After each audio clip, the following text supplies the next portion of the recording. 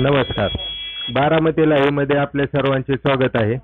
आज बारामती लाईव्हशी संवाद साधण्यासाठी आलेले आहेत मौजे खराडवाडी तालुका बारामती येथील विद्यमान सरपंच कल्याण सतीराव पवार.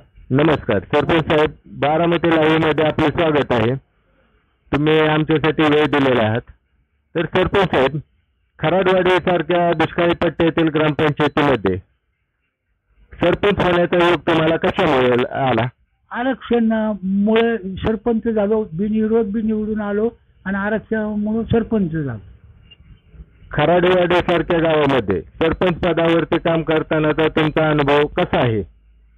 येतात अडचणी, पण ती कसं आज झाल्या तरी ती मिटवून घ्यायच्या, जमून आपल्या मिटिंगला बसून बाबा असं नका असं करा म्हणून सांगायचं त्या सदस्याला. ग्रामपंचायतीच्या माध्यमातून आता त्या गावाच्या विकासासाठी तुम्ही कशा पद्धतीची भूमिका घेत असता?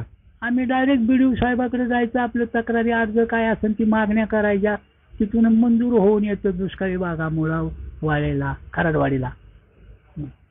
आज खराडवाडी गावचे सरपंच श्री चव्हाण साहेब यांनी बारामती लाईव्हसाठी वेळ दिला, त्याबद्दल सरपंच साहेब धन्यवाद. मी बारामती लाईव्ह प्रतिनिधी अजित लोंढे.